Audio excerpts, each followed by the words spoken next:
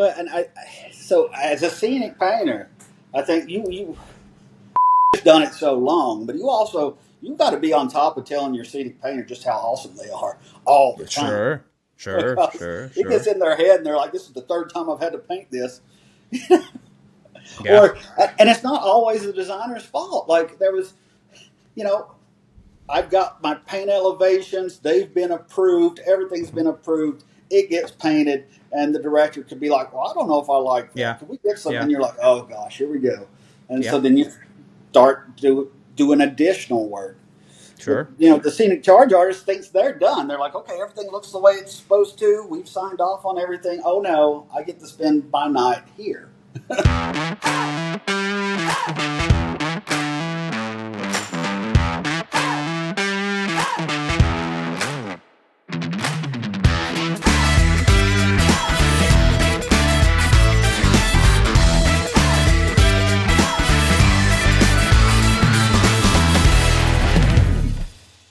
Yeah, yeah.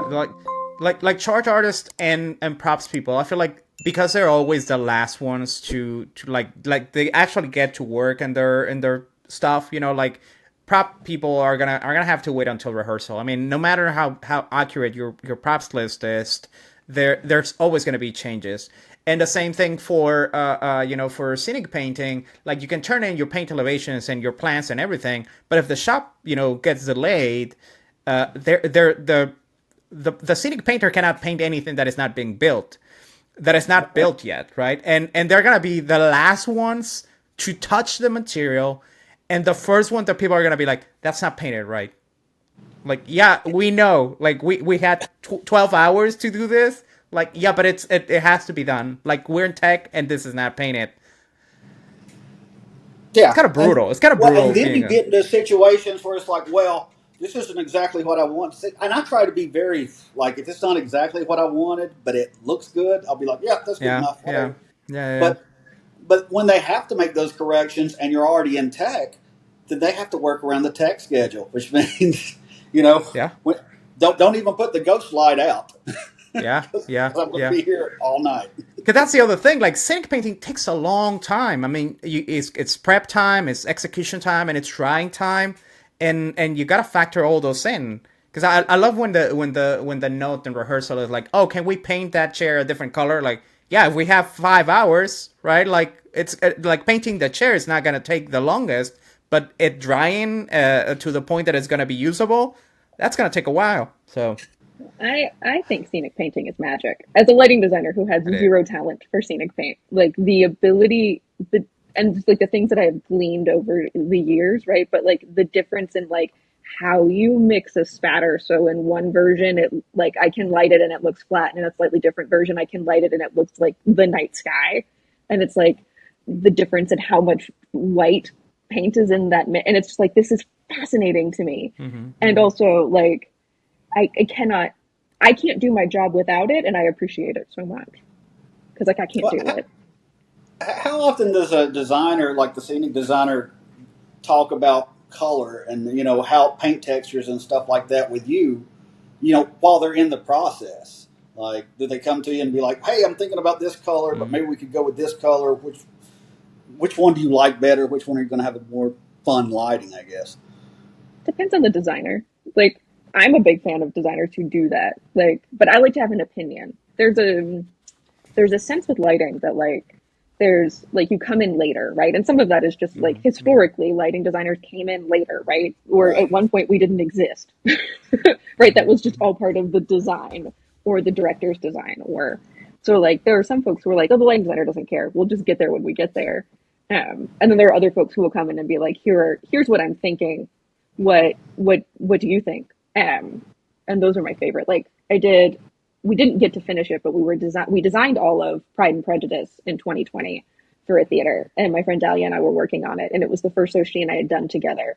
And the scenic design had a bunch of like very brightly painted um, chandeliers, Mm. and so she went through and sent me all of the paint samples for all the chandeliers, and we're like, is this going to kill you? And I was like, absolutely not. That's beautiful. That's going to be fantastic. But just the Mm. act of somebody taking the time to say, hey, yeah, I'll talk to you about that. Like, I'll ask your opinion. It was interesting when I did the whipping man. That was it was light blue. Of course, it had so much distressing that was kind of lost in a lot of places. But the original, because it was that old Federalist style. So the original paints I'm looking at where there were just a lot of greens. It was like that lead based, green patina. That's where they get the paint. And when I showed that to Kenny, I'm like, how do you feel about that? He's like, man, if we could go blue, it'd be easier to light. I'm like, we can go blue. We literally had that conversation last week. Like we were in a design meeting and we were looking at set options and one was blue and one was green and everybody was sort of weighing in. And I was like, I like blue. I can make blue look like lots of things. I cannot make green look anything different from green. Make it look gray. Yeah. Gray. Those kind of like treatments that like really good scenic painters get, where like when this is lit red, it's gonna turn fucking purple, right? Yeah. You're never gonna see it coming, but like you're not gonna see it looking at it under work lights, but when it's lit under two different colors, this thing is gonna look completely different. That shit, that's magic. Well, Payne's Gray used to be great for that. Payne's Gray, and you It's can got a even blue in tell it, yeah. You take it and you water it down and look at it and put it on a white piece of cloth or something, and you see like there's this edge that almost looks purple sometimes. And I used to get so much mileage out of using Payne's Gray because I knew if I just used that for all my shadows, that my lighting designer could come in and they could do a lot of things with it. But I think they've changed the formula. Like I know and it's not quite as good as it used to be. Like now it's more. I don't know. It's like before I'm sure there was some red or something. There was something in there that would just pick up light, and now it's like reading more as gray, like flatter, just straight up gray. But I know the safety data sheet on it has changed as well, and I'm like, well, if your safety data sheet's changed, I think you've changed the recipe. Yeah. So That's why. Well, I mean, not to get all nerdy on it, but cause, that's a whole nother episode. But I love. That's why I love like ugly complex colors like Van Dyke or like raw umber, right? Because they're like, yeah, that's just poopy green. Like no, actually, you turn a light on it and it's gonna be brown, and then it's gonna be green, and then it's gonna be blue. Like shit. Like it really get really complex. I love fucking Van Dyke. I put Van Dyke on everything. Oh, I love Van Dyke. So Van Dyke, because I'll use the hell out of Van Dyke. And I would use it for more of my shadowing, and I still do sometimes, but it just it doesn't dilute with water like as good as Payne's Gray does. Yeah. I mean, although like I said, the last few times I used Payne's Gray, I haven't been terribly impressed. But it's like you're sitting there, you've got the water, you're mixing it, and then you're like, okay, this has settled too quickly. And that's me geeking out on paint. But yeah, Van Dyke as a color is great. I just love the idea of complex poopy green. Because you're absolutely right. Like from a lighting perspective, you're 100% right. But it is that my mother and I have this argument because she's trying to paint, like she's trying to pick a paint color for the rooms in her house. And she's been trying to do this for a long time. And so every time I go to visit, we like look at the swatches on the wall and we have the conversation of like, oh, that gray has more red in it, or that one has, and she's like, it's gray. And it's like, but it's not. It's not just, right? Or like, why does this color look different in my kitchen than it does in the bathroom? It's like, well, because the light in your kitchen and the light in your bathroom are very different. And so, it's the same bucket of paint, but like, it's not going to look the same. And just like going through that on like a day-to-day basis of like, yeah, but no. So it's not just poopy green; it's complex poopy green. Sure. and I mean Van Dyke and raw umber and Payne's Gray. I mean, they're also the kind of colors that they really change based on the amount of water that they have, right? Like Hunter Green, you put water in it and it's like watery green. Yeah. But like Van Dyke, you put water in it, and that thing all of a sudden is like red, and then it becomes purple, and then it becomes kind of like blue. It's bananas. Yeah, it's a versatile color. Yeah. It's like, and then what you do is you're getting low on paint, but you got some Van Dyke and you got some Payne's Gray over here, and you're like, you know what? I can just mix these together. Right. Like And this is a horrible. I mean, it's not a horrible practice. You have to be aware of what's happening. But if I've been doing a lot of scenic charge art, and I came to a conclusion. I'm like, I'm just going to stop getting fresh water for my brushes. I'm just going to use like all this dirty Like paint water. water. And the dirtier it gets, I mean, there's color in there, so I just keep using it.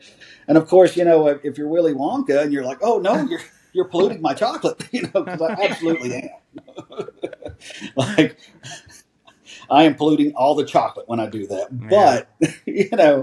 But why use water? Water's a neutral. No, let's use poopy green water. But it's like, it is kind of cool because I learned lighting color theory and paint color theory are such different things. But I was learning about it when I was learning how to bleach my hair.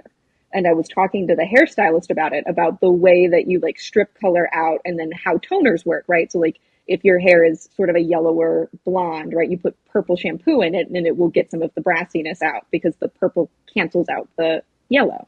Okay. And she was like, so we put a little bit. And so she was talking me through like what she was putting in her toner because Haley was brilliant and knew that I would geek out about this with her.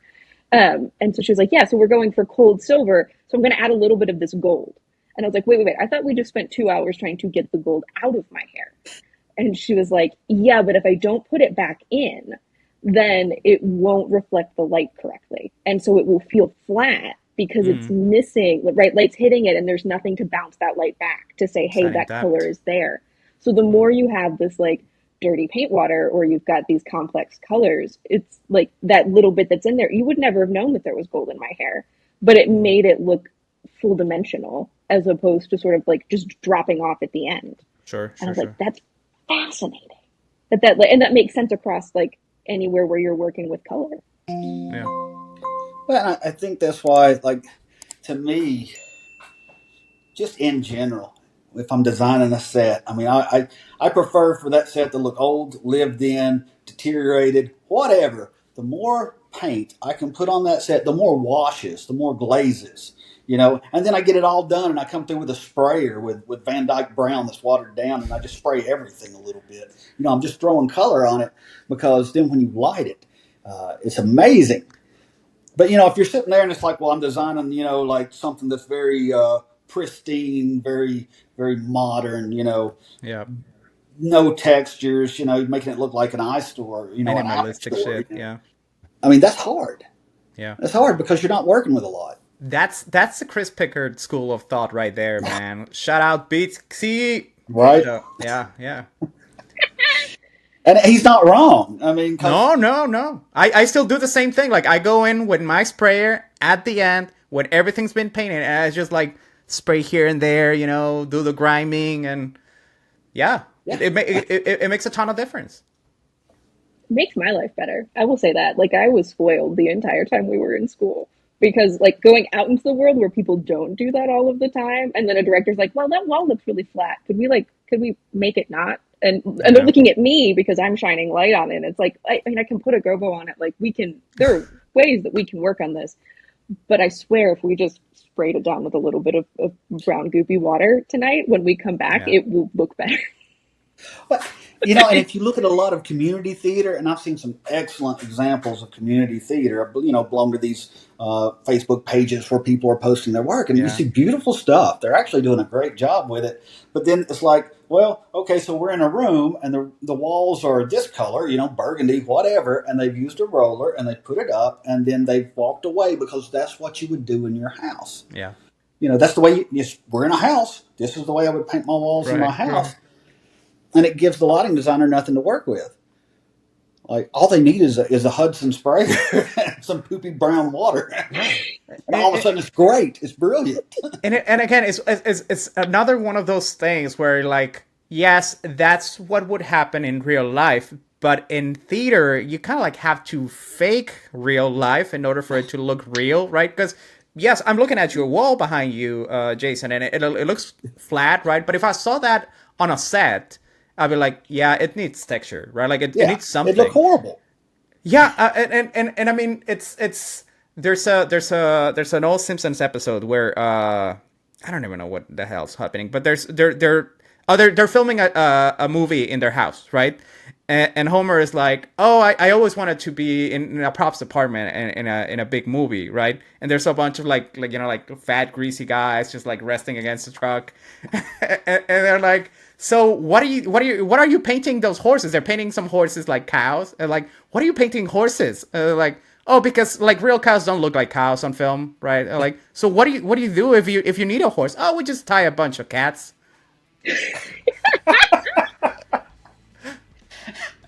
Yeah, yeah. Yeah, it's a little bit like that. Well, it's funny. Every now and then I'll go in somebody's house, and like I said, I mean, a lot of these houses that we film in are very affluent people, and I'll see a wall and it's been scumbled, and I'm like, and Yeah, this yeah, is not a perfect wall either, but that's why you scumbled it.